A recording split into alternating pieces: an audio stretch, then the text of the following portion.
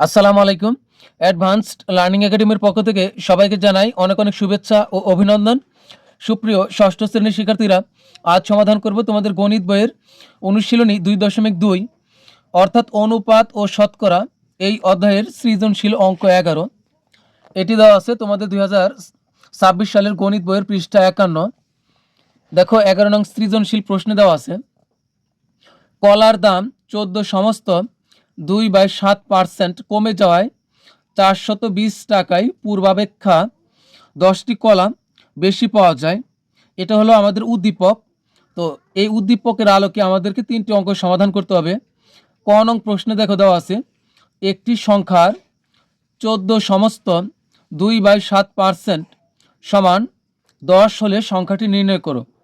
শুরুতে আমরা ক নং অঙ্কটি সমাধান করব। 11 ক নং প্রশ্নটি আবার লক্ষ্য করো। তো এখানে দেওয়া আছে একটি সংখ্যার 14 সমস্ত 2/7% সমান 10 হলে সংখ্যাটি নির্ণয় করো। তো সংখ্যাটি নির্ণয় করার জন্য আমরা ধরে নিব যে মনে করি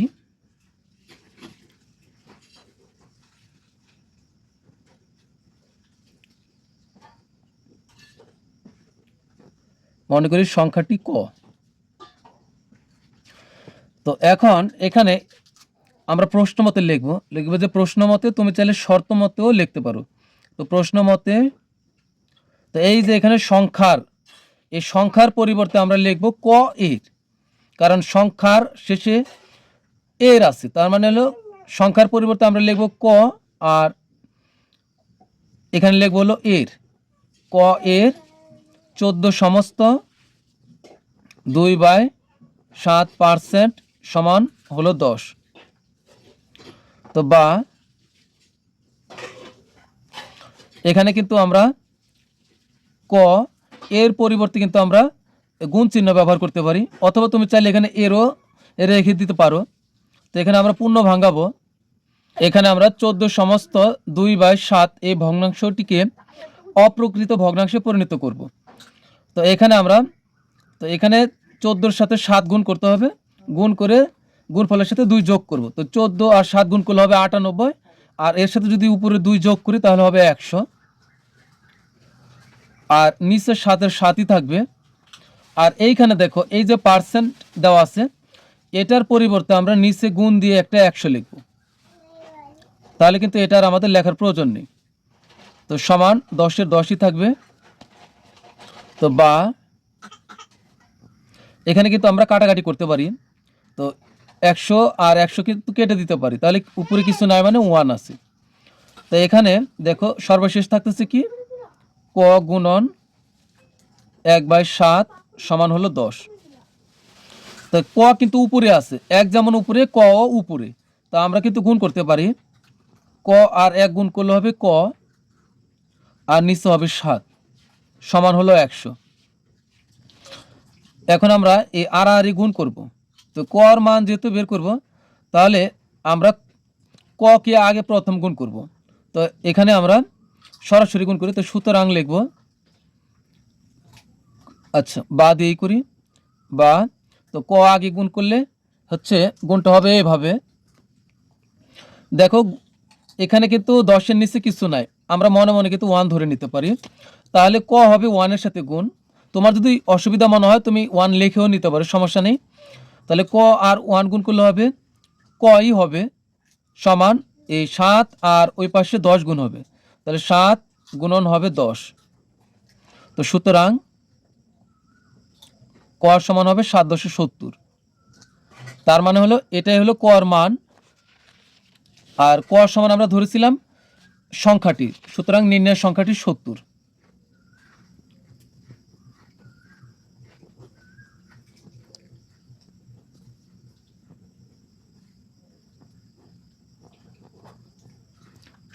এটা হলো আমাদের ক নং প্রশ্নের উত্তর। তো এরপর আমরা চলে যাব খ নং প্রশ্নে। খ নং প্রশ্নে দেখো দেওয়া আছে প্রতি ডজন কলার বর্তমান দাম কত। 11 এর খ নং অঙ্কটি সমাধান করার জন্য আমাদেরকে প্রশ্নটি আবার ভালোভাবে পড়তে হবে। তো উদ্দীপক দেখো দেওয়া আছে কলার দাম 14 পূর্ণ এখন আমরা 11 এর খ নং অঙ্কটির সমাধান করব। তো খ নং প্রশ্ন দেখো কি বলছে, প্রতি ডজন কলার বর্তমান দাম কত। তো এই অঙ্কটি সমাধান করার জন্য আমাদেরকে এই উদ্দীপকটি আবার পড়তে হবে ভালোভাবে। কলার দাম 14 সমস্ত 2/7% কমে যাওয়ায় 420 টাকায় পূর্বাপেক্ষা 10টি কলা বেশি পাওয়া যায়। তো এখানে এই যে 420 টাকায় পূর্বের অপেক্ষা 10টি কলা বেশি পাওয়া যায়, তার মানে এই 420 টাকায় মোট কত টাকা কমে গেছে, ঠিক তত টাকাই হবে এই 10টি কলার মূল্য। আর এই 10টি কলার মূল্য থেকে মূল্য অনুযায়ী আমরা প্রতি ডজন অর্থাৎ 12টি কলার বর্তমান দাম বের করতে পারবো। তো এর জন্য এখানে আমরা কি লিখব, যে কলার দাম কমে,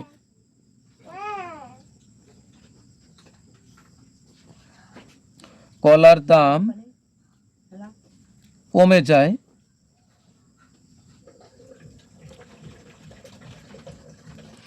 কত, 14 সমস্ত 2/7%। তো এটা কেন হচ্ছে কত, 100 হয়, 7 14 98 আর 2 যোগ করলে হবে 100।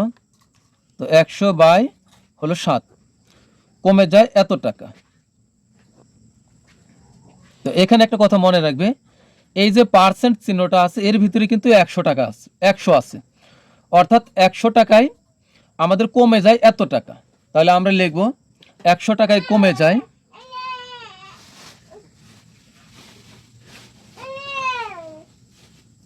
এইভাবে কিন্তু আমরা বের করতে পারবো যে 420 টাকায় কত কমে, এটা আমাদের বের করতেই হবে।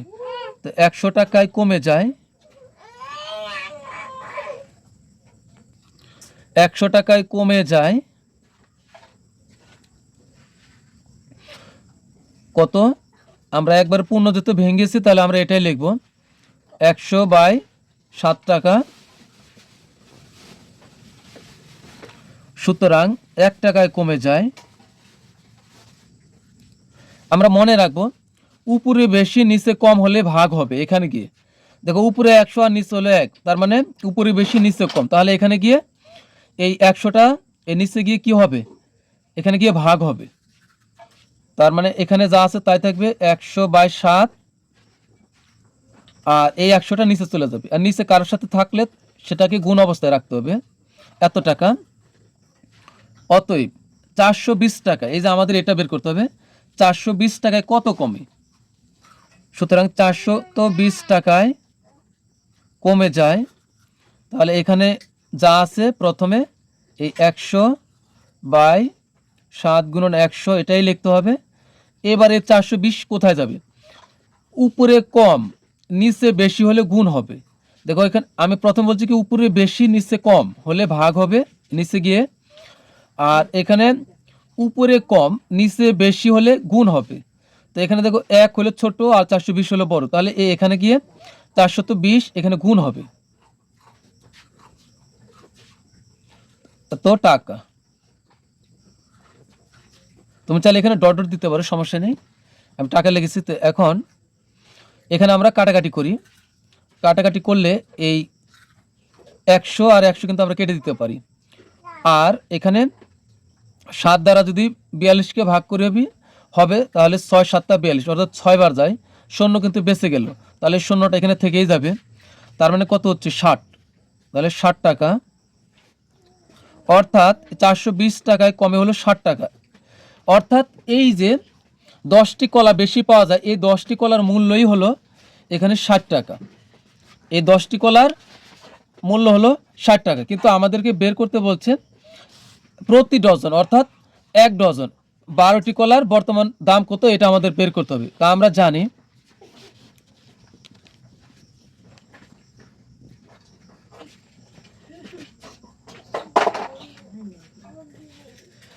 জানি এক ডজন সমান কত, 12টি। তো এখন আমরা এই 10টি কলার মূল্য থেকে আমরা 12টি কলার মূল্য বের করতে পারবো। তো 10টি কলার দাম 60 টাকা,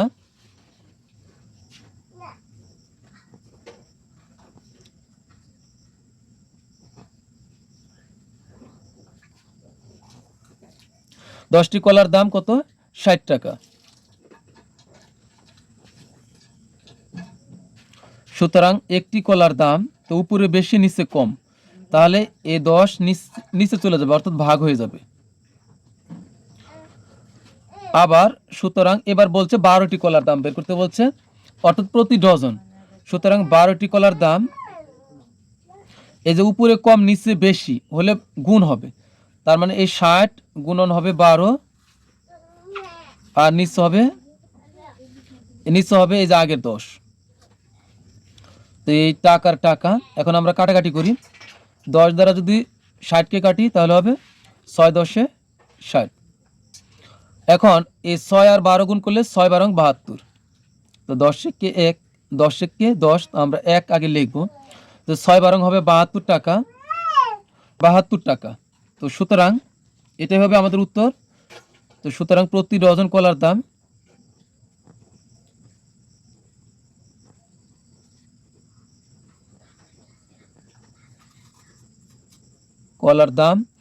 প্রতি ডজন কলার বর্তমান দাম, কলার দাম 72 টাকা, অথবা তুমি লিখতে পারো বর্তমান দাম।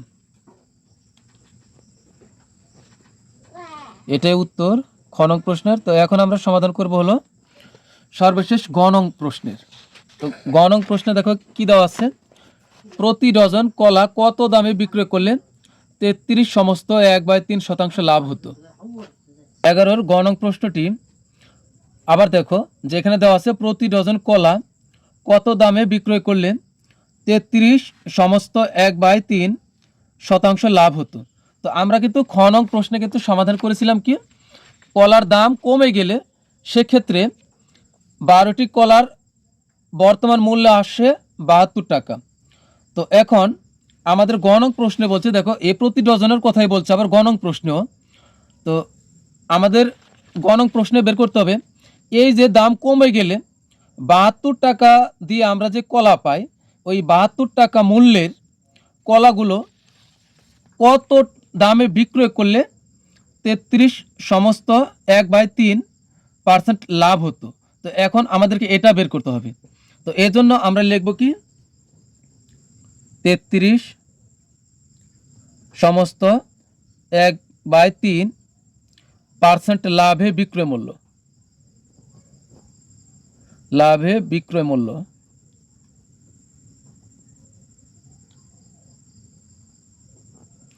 তো এখানে একটা কথা মনে রাখবে, যদি তোমাকে বলা হয় 10% লাভে বিক্রয় মূল্য, সেক্ষেত্রে এখানে হবে উদাহরণস্বরূপ তাহলে হবে 100 যোগ 10। যদি তোমাকে বলা হয় 15% লাভে বিক্রয় মূল্য, সেক্ষেত্রে হবে 100 যোগ হবে 15। তো একইভাবে 33 সমস্ত 1/3% লাভে বিক্রয় মূল্য, এই কথাটির অর্থ হবে তাহলে এখানে 100 যোগ, আর এটা যদি আমরা পূর্ণ ভাঙি তাহলে কত হবে, 3 33 99 আর 1 হলো 100, এই 100 আর নিচে 3 এর 3ই থাকবে, এত টাকা হবে। তো আমরা এখানে একটু কাজ করে নিই, তাহলে পরবর্তীতে সুবিধা হবে। তো এখন লসাগু এখানে কত হয়, 3 হবে লসাগু।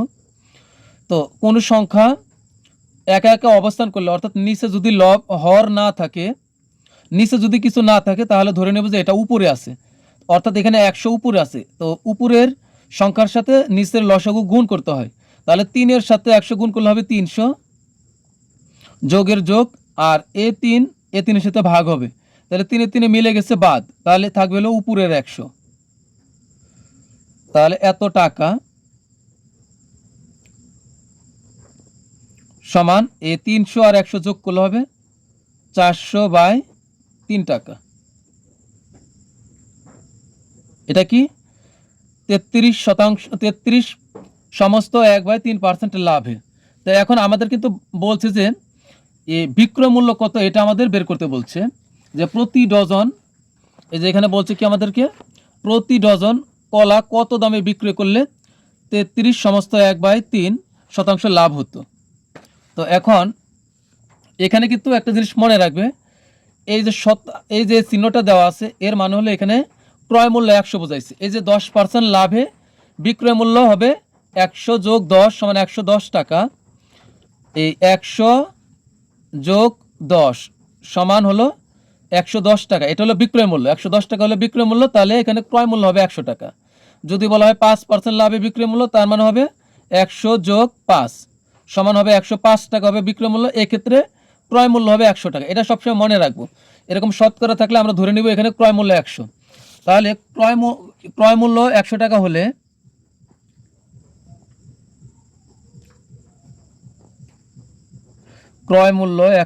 হলে যেহেতু বিক্রয় মূল্য চাইছে, তাহলে বিক্রয় মূল্য কথাটা এটা আমরা হাতে ডাইনে রাখবো। ক্রয় মূল্য 100 টাকা হলে বিক্রয় মূল্য